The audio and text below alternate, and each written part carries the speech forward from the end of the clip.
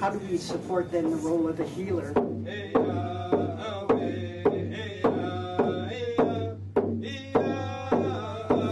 How do we then support the role of the speaker?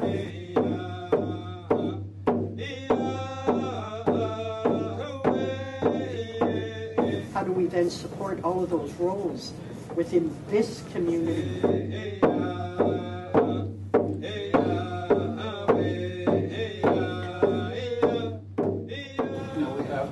To learn the language that belongs to us, which is Lakwomen.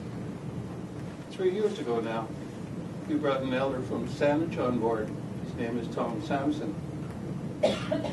And really, Tom has changed Brad and I, not only our attitudes and our ways of thinking, but our ways of approaching people. And you can think of the task that Tom had, because Brad and I are English speakers. We always have been English speakers. The important thing about it is that Tom introduced us to the old teachings. And we studied with Tom with a sense of his urgency. And week after week, you know, he becomes more urgent as he says, as he's getting older. And Brad and I noticed that when we lose somebody in our community, Tom gets very scared. Then he'll call Brad and I together and say, you know, we have to talk, and we have to speed up our programs, we have to do this and do that. And we sense our elders' urgency. But that urgency also is based on the fact, you know, that losing your language, we lose our foundation too, of our culture. I, as well as our deputy, recognized that this work is important, and as you know, in terms of our Aboriginal conceptual framework, that this is one of the #1 priorities of how we're going to do our work with First Nations and Aboriginal people. And I was very fortunate to be in a forum in Chehalis First Nation with the nation-to-nation work that we've been working on over the last about 3 years, and it was, I guess, it was all about connecting with the songs, the ceremonies, the language, the family and children, and how important, and still we know for hundreds of years, how important that connection to family and children, our language, our culture, the stories are for our people.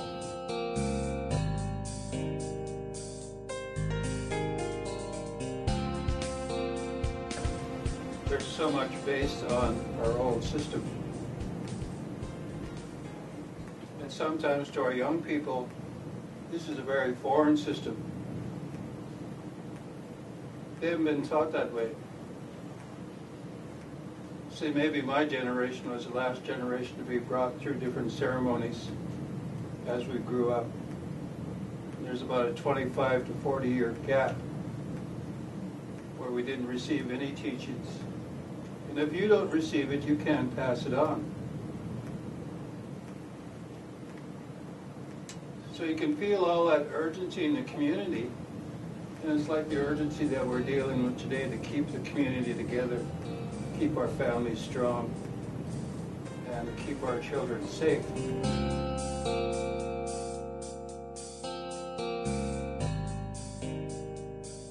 At times when many of our resources are research that's done in the past by non-Indigenous linguists within the community, and not to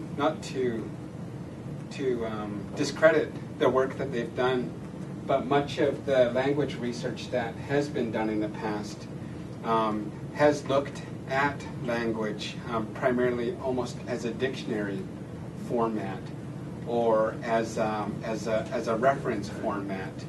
And these studies, even though they're direct, well, what were thought as direct translations of words, often are because of the language barrier with the individuals that they were consulting with, that information was based on the English dialect, which doesn't always interpret our languages as we understand them. I've spoken English all my life, and my education has been a mainstream education. So my industrious mind that has been developed through those teachings didn't always think under the umbrella of my family's traditional teachings. And so it came to a place where, one, I had to unlearn some of the things within my schooling and my education, and another, I've had to learn how to reaffirm as well the indigenous teachings of my family as well. And so it's just, something that further enhances my teachings as well. Tesluk, Tom Sampson, is his name originated from the Malahat or Matlahat, Othelnuch, the Malahat people. And so his name comes from that territory, and we would refer to that as his Nahainat, which is his Indian name, his land tenure, his resources. And I'll go into that further. And my father is Yahuelaptin, which is from our family in the Sinchothan community, the Saanich community. But also Yahuelaptin, that name, is also shared on the mainland with the Musqueam families as well. And I believe in Stolo country as well, there's someone that owns that name. So that explains perhaps roots that our family had taken in the past and where our relations come from as well, or perhaps trade routes that existed in the past as well. And so our Nahainat explains not only where our family is from, but also explains where our family's traditions and our rights come from as well.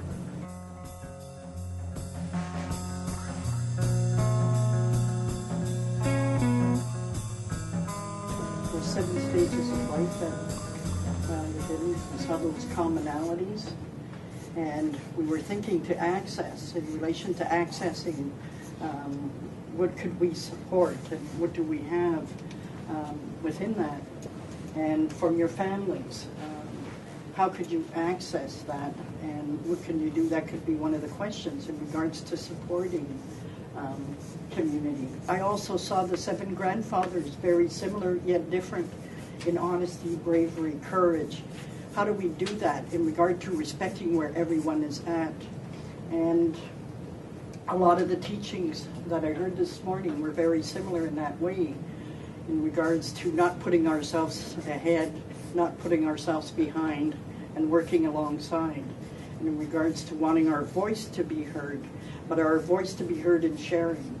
And that you have some of that within you from your families in regards to how do you support those roles, and how do you support those stages of life.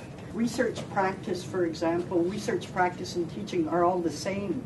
So in the ceremonies you could see the teaching, you could see the research, and you could see that practice as well. You could see the theories, you could do that because that's accessible within you are. Although ours predate those times in 7 stages, you have developmental theories like Piaget. You have the Maslow hierarchy of needs, where for post, where the 7 stages, those are developmental theories. Our DSM may be in the East, the medicine wheel, in regards to the mental, the spiritual, and the emotional.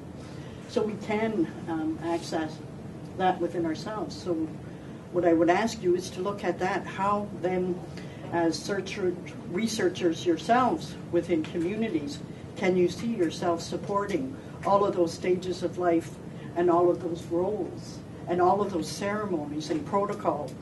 We saw that they were outlawed in those regards. And if you look at those, the series of all of those acts and regulations, which were the result of research, that ended up in regulations and policies that in a sense oppress. And if you look at them from the beginning, 1763, the Proclamation Act, to the end in regards to the abolishment of residential school, there is a picture of optimism.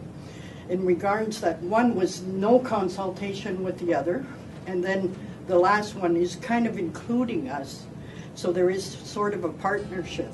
And now what can we do to further that in regards to control, etc., in regards to that research? So those are things that you can access in supporting those goals.